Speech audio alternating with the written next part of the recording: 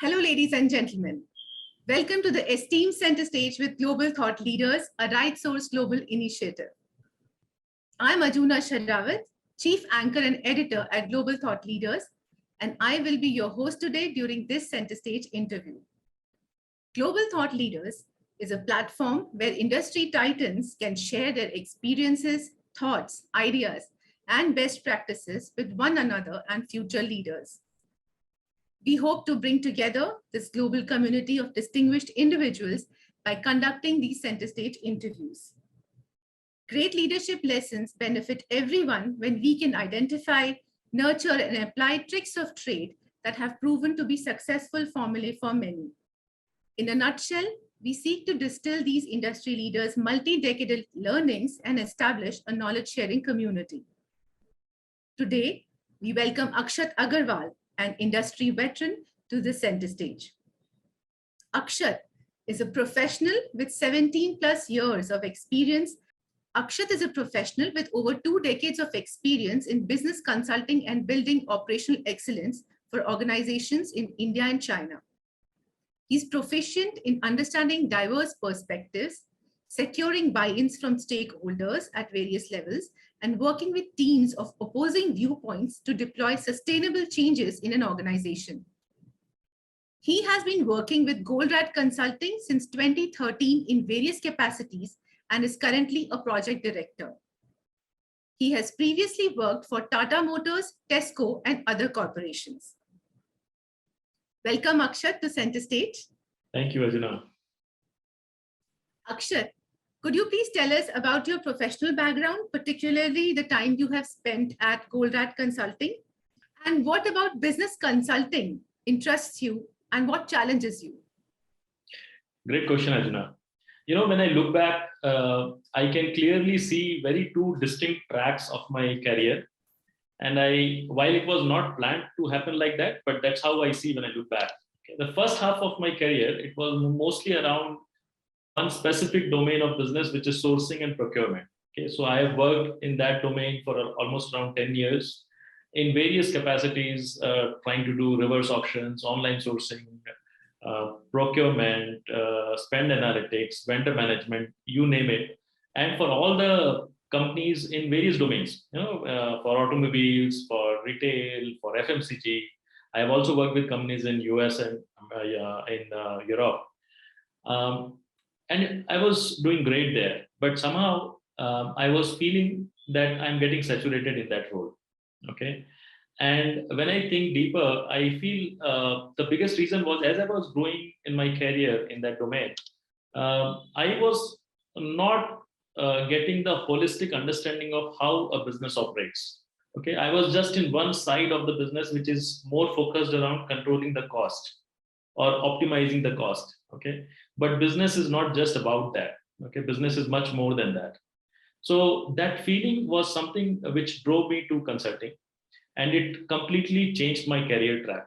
Okay. For the last 10 years that I have been with Goldratt Consulting, I have worked with companies in various industries, be it distribution, manufacturing, all that, of various sizes. And while doing consulting, in this company, we just not go and present that this is your problem and this is the solution, go and implement it. We also help the companies implement it, right? And while implementing and doing things, then you have to talk to people at all the level to make the change really sustainable. And that's what really gave me an insight or understanding as to how the people in the company, various functions operate, interact with each other, what challenges they face, and how as a system, a company as a system can be changed. Okay. And the key learning that I have here is it's not about doing so many things. It's just about doing very, very few things, but you have to be very clear what those few things are. That's the power. Okay. Once you've identified it, and then you go about making the change in those few areas, which gives you a larger impact. Right. So that's what interests me in consulting. It's a great learning experience. Every day is a challenge.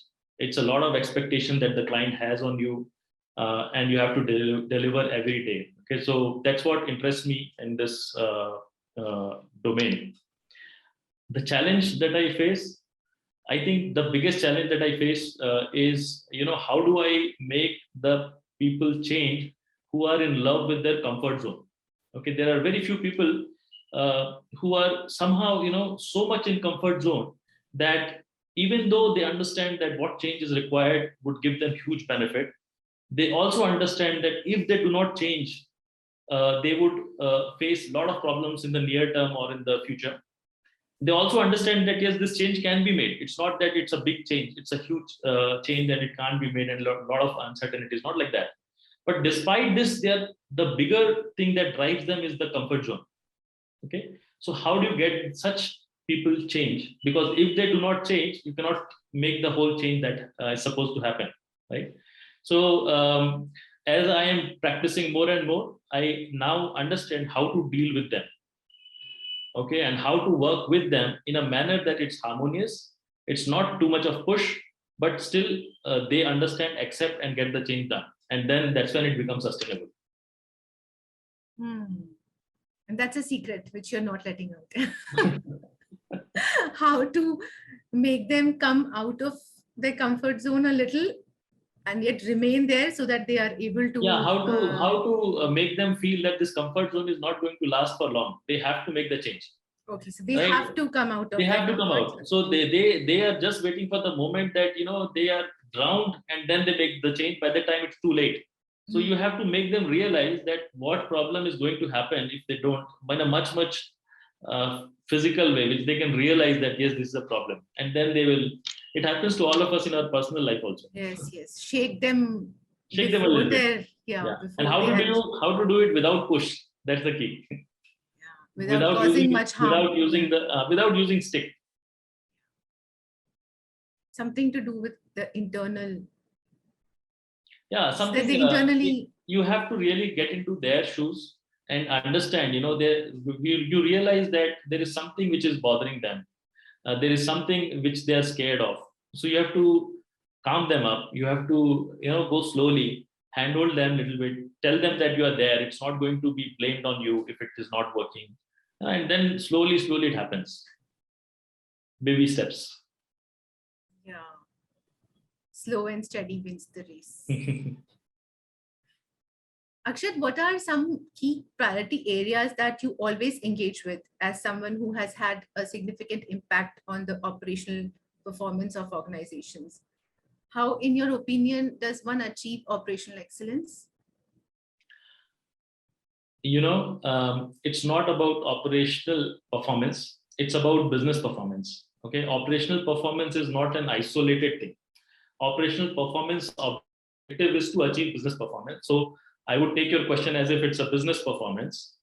Now, there are just two areas which we engage with for any business. First is value creation, and second is value delivery.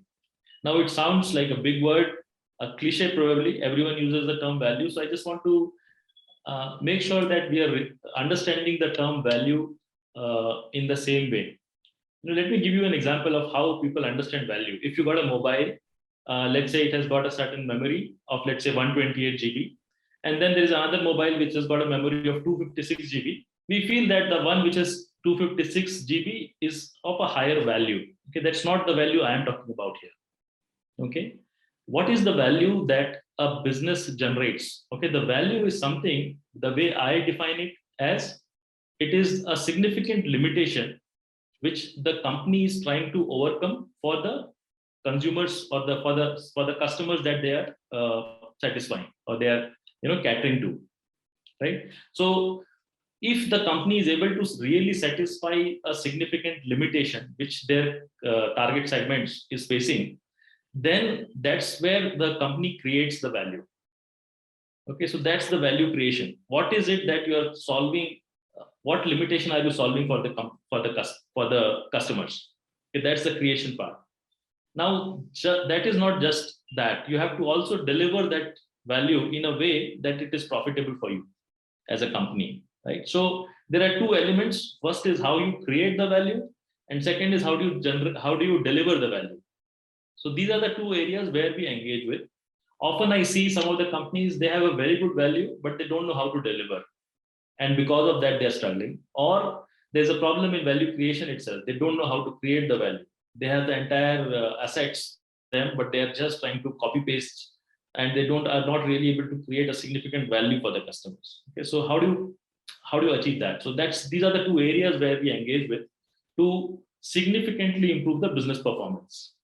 Okay, and when you go a little deeper, you might realize that value is not, they're not able to create the value, maybe because they have a problem with their production system, maybe they have a problem with their vendors, or maybe they have a problem with HR, sales. So we engage with the companies at all the levels.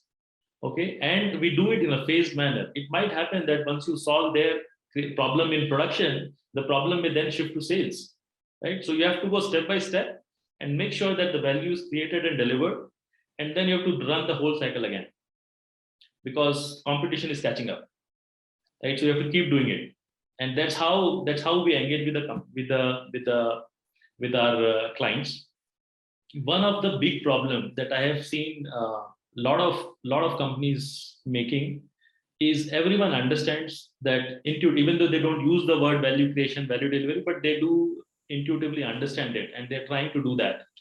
But the problem is, again, they try to do many things at the same time.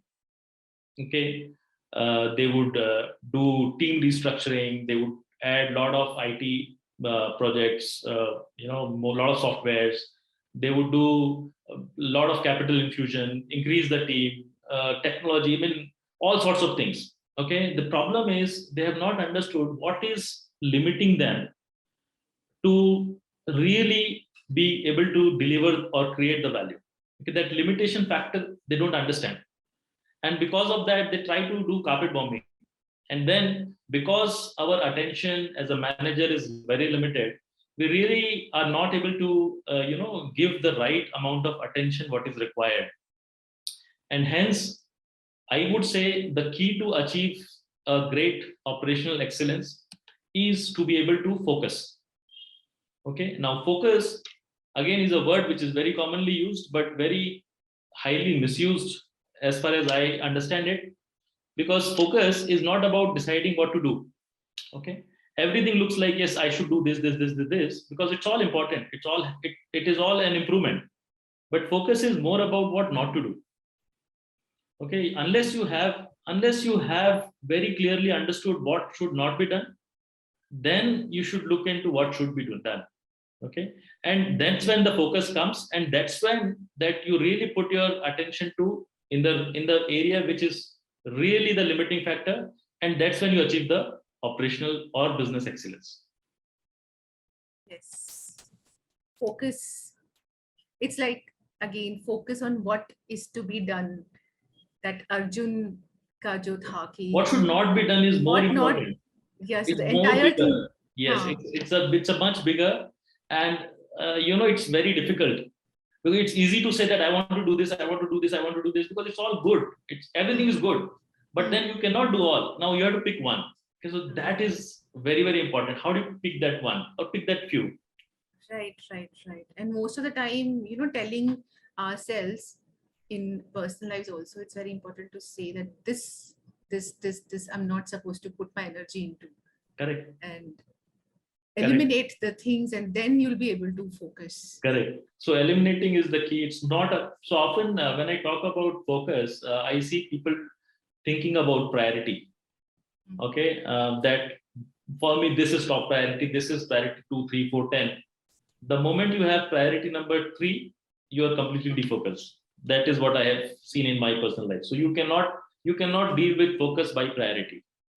Focus has to be dealt by saying, no, I just don't want to do. Yes, it will give me benefit. Okay, but I don't want to do. Okay, so until you say I don't want to do it, it will keep bothering you. So that's what saying no is so important. Saying no, what not to do, deciding what not to do as a company. And as an individual, it's still easier. But as a company where there are people with diverse views, a lot of power dynamics, it becomes difficult to convince the people and bring them all together to say, as a company, I want to do this, and I don't want to do all of these, which is all good, which all my competition is doing, but I want to do this. Right now this, and then maybe later that. We will have a plan. We'll go step by step, but right now this. And no, so most of the companies are into something like seduced, if I may use that word, with all the new things that everyone else is doing, technology, IT, restructuring, hiring, new product development. But it's all good. But for the company right now, is it that what is limiting you? Okay. Right. Yeah, very important lesson on focus. Akshat, what advice would you give to someone who wants to work in business consulting and become an expert and industry leader like you? What are some key takeaways from your professional journey that you would like to share with them? Well, there are quite a few advice I would like to give, but I don't want to go about lecturing, doing a big lecture. So let me just try to be focused and pick one thing. Okay, and just one thing.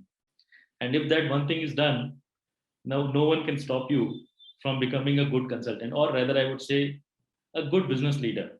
Okay, it's my personal experience. I have seen that, and I have been trying to do it throughout my career. Okay, and that one thing to me is to think clearly. Okay, now again, it looks like hey, it's a gyan. Think clearly. Huh? How do you do that? How do you do all that?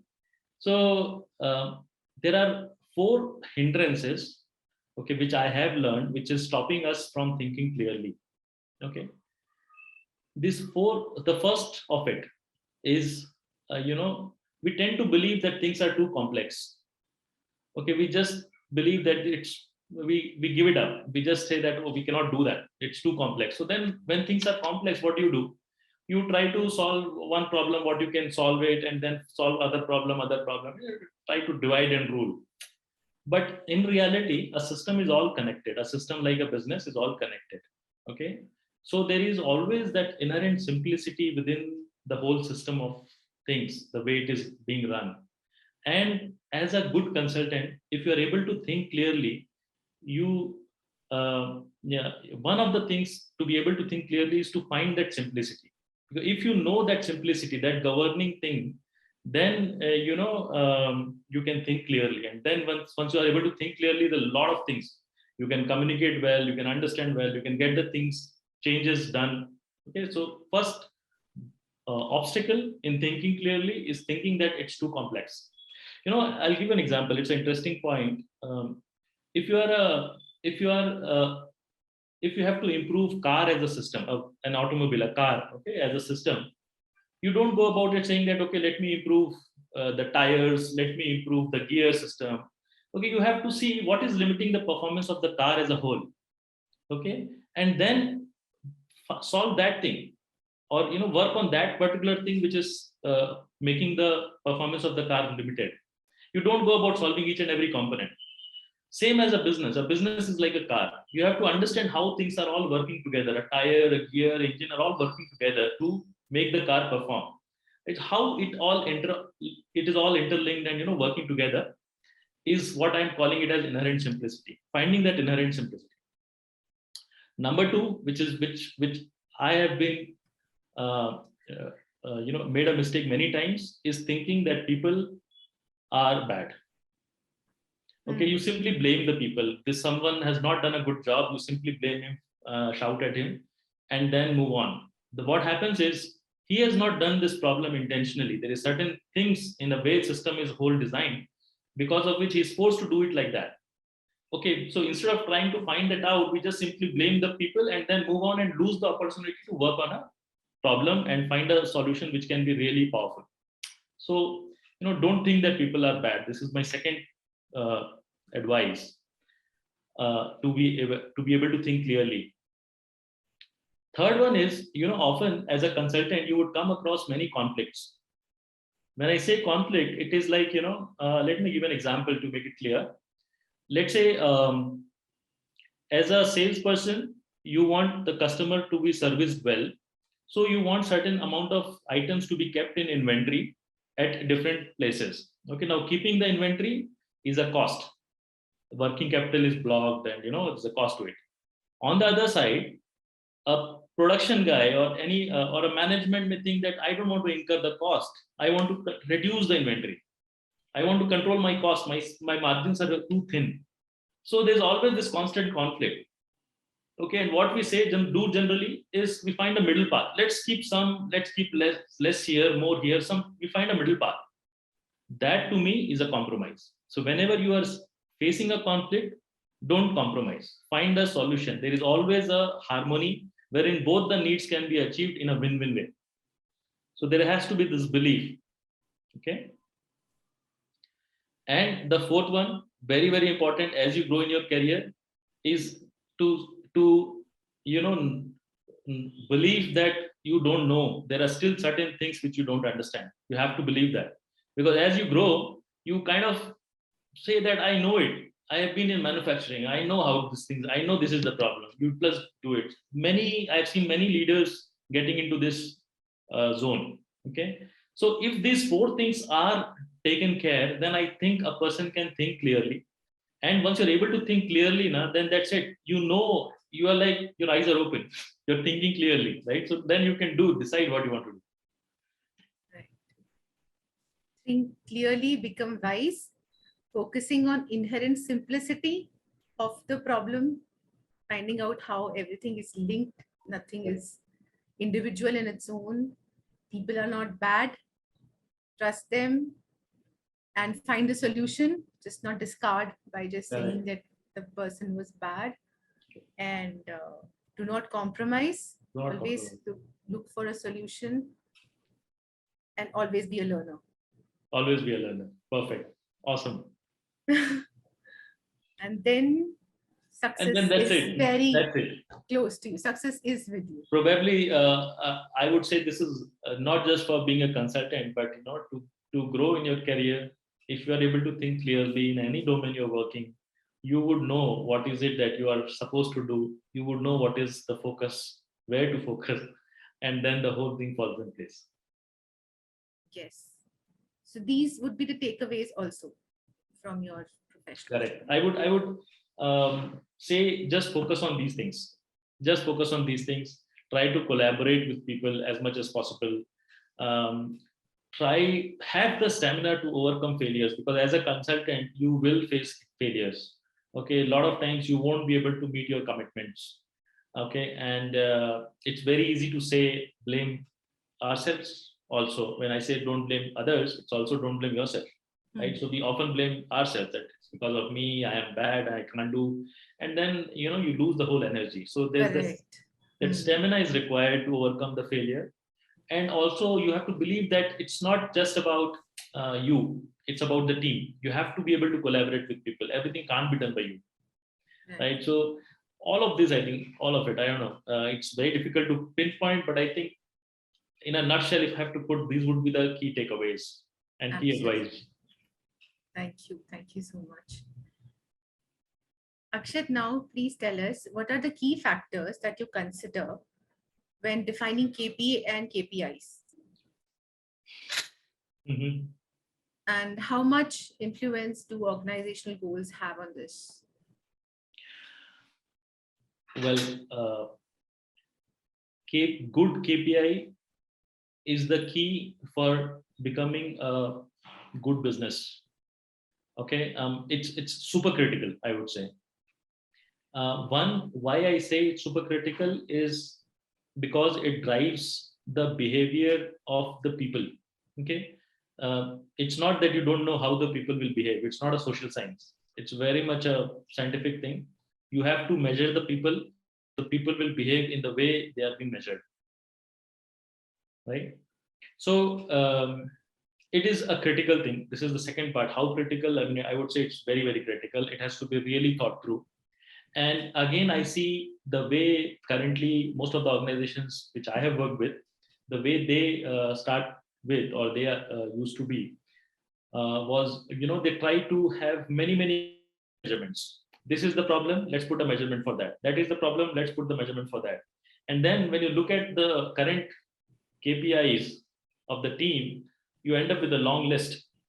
Okay, and that has some very big problems if you have the KPIs listed like that. One big problem is people don't understand these KPIs. even though it's their KPIs, they don't understand why I'm being measured like this. Okay, that is one problem. They don't understand what is this KPI has to do with the business goals. Okay, they don't understand why my colleagues are being measured in this way instead of I am being measured this way. It creates a lot of disharmony. Having a wrong KPI which is conflicting with each other, it creates huge disharmony within the system. Okay, so and the moment disharmony comes, forget about business goals. Okay, just about day-to-day things, firefighting. Okay, firefighting is the most common thing what I've seen.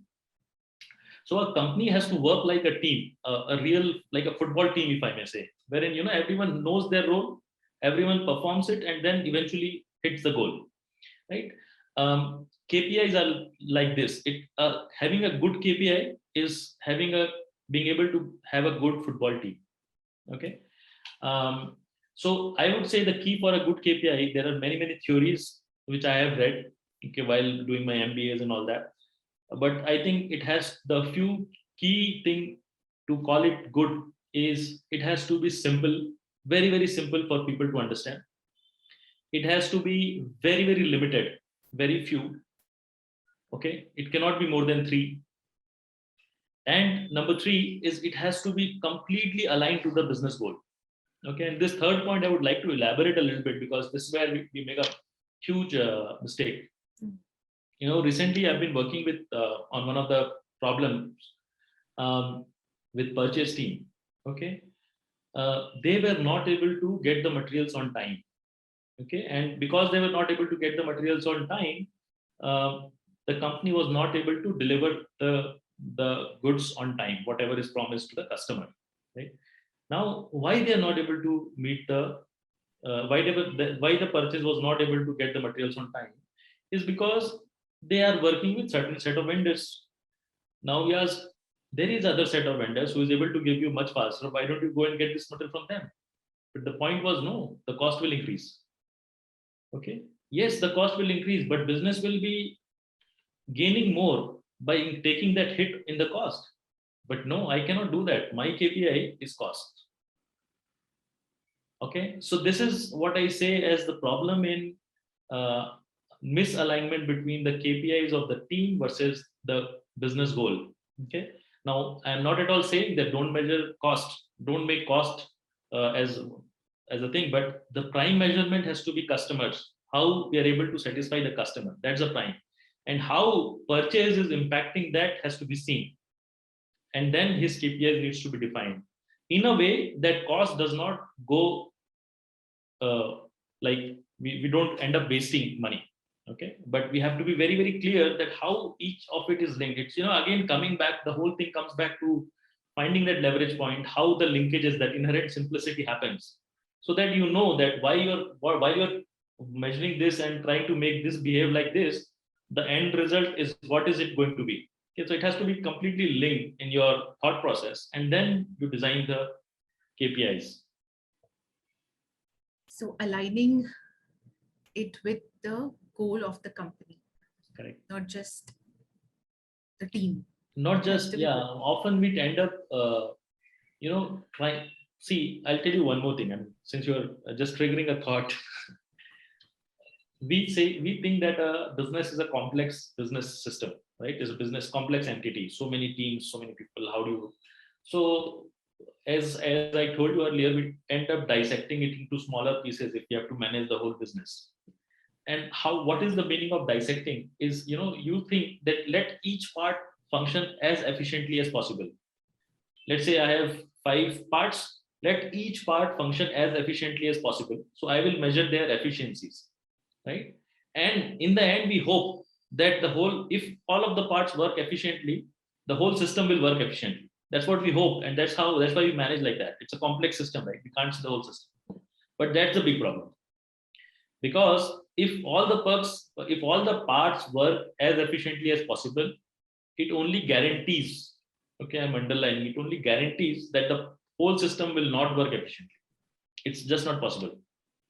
Okay, we'll only end up creating waste in the system, we'll only end up creating disharmony in the system, and we will be losing a huge opportunity which is lying in front of us as a business, to really create the value and deliver the value.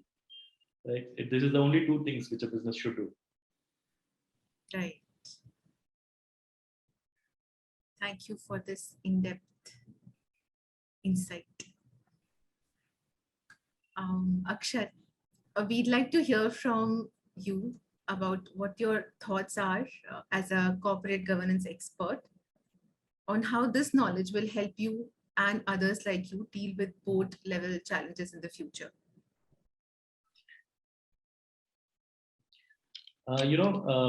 Corporate governance should not be treated as one of the activities to be done.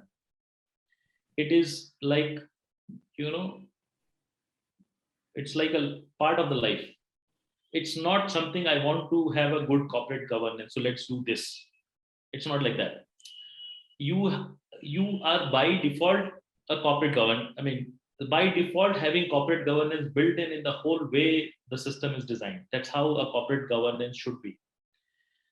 The reason why it does not happen, in my understanding, is because a company is always in a conflict at a board level, if I may say. There is always this constant conflict between short term and long term. Okay, in short term, they need to do certain things which will give them the benefit in the short term. Okay, but in the long term, they have to do certain things which will give them the benefit in the long term. And unfortunately, the two actions which is required for long term and which is required for short term, they're in conflict. One says to do this, other says to do that, and these other two things are just completely opposite. So this short term and long term, although the needs are very genuine, okay, you have to survive in short term, you have to survive in long term, but the actions that is required are in conflict, and that's one of it is corporate governance. Okay, corporate governance, everyone knows that yes, it's a great thing, but then boss, I am bleeding now. Okay, let me do these small things, which is even though not such a good corporate governance, but I'll survive now. Okay, and that's exactly the problem in doing like that, as to not resolving the conflict, but trying to manage it by optimizing. Okay, so I think in my experience of working in such conflicting environments and having dealt with so many conflicts, in fact, any problem to me is a conflict. Unless there is a conflict, there is no problem, right? So I have worked on many conflicts at different levels, and we have figured it out. It's not something like a magic wand that will tell this is how you should solve it, but through step by step, through discussions, through process that we follow, through different frameworks that we have, we are able to figure it out, how to break this conflict, how to make the whole organization work as a team, align towards one goal, and then just go after it. So corporate governance to me is part of life. It has to be inbuilt. There is no compromise there. It has to be done in a way that it does not conflict with the short term and long term thing. Okay, so we have to find a way to solve it. And I think my abilities to deal with conflicts is some value add which I can do at a board level. Okay, how we can define what should be the strategy of the company, how we can percolate that strategy down, how we can avoid the pitfalls that companies usually make. There's always a saying that you decide everything at the boardroom, AC room, but the ground realities are different. Okay, but why is it? Okay, how can we link these two? How can we make the team function? Board has certain functions, a ground level team has certain function. Okay, these two has to work in synchronization. It cannot be two distinct entities working on silos.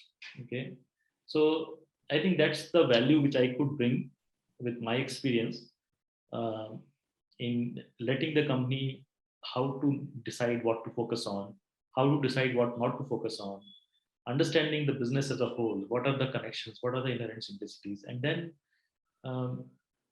resolving the conflicts on the way as it comes, and then achieving the objective of the business. Right. Absolutely. Akshat, as you know, we have been building the global thought leaders community for cross-pollination of knowledge and a community of global directors for having a better governance in the country. What are your thoughts about these initiatives taken by Mr. Zishan Pathan and Mr. Heval Mehta? I think it's fantastic for the lack of words. It's wonderful. I am glad that I'm part of this community. I do hope in future we get chance to interact often, have a platform where we interact with each other as a community. And I would love to see this community grow. I would love to have some way to leverage this fantastic communities that you guys have built, and really truly bring change in the way business is being operated. Thank you so much for this valuable feedback. And the most prominent takeaway which we'll take from the conversation, the priority one, if I'm allowed to say, focus. Yes. You cannot deal with focus by priority. Yes, that's why मुझे लगा conflicting हो गया है वो. It's just focus. It's you just have to focus. do what not to do. Yeah, you have to decide what not to do. It's true for personal life. It's true for business life. I learned it through business, but I am realizing more and more that it's like a philosophy. It's like a way of life. Just like way of life. Corporate governance, it has to be way of life. You don't think that today should I eat or not. It's a way of life. You have to. There's no other way. Right. And now that we have so much of diversion, and I think there used to be a time when it was just about limited choices. Now that we have so many choices everywhere, professional, personal, it is even more important to eliminate. Yeah, absolutely. I think that was what our traditional way of living was.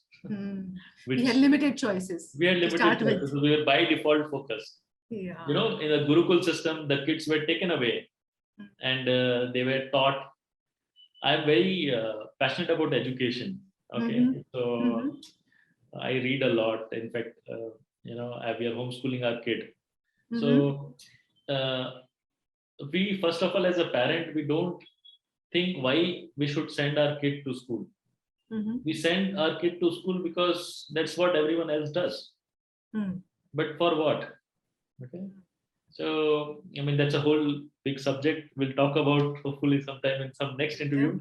Yeah, sure. Yeah. As far as this one goes, this was an excellent conversation with you, Akshat. Same. Your insights will, I'm confident, inspire the next generation of leaders. We wish you all the best in your future endeavors. Thank you for joining us on the call with Global Thought Leaders. Have a good day. Thank you. You too. Thank you.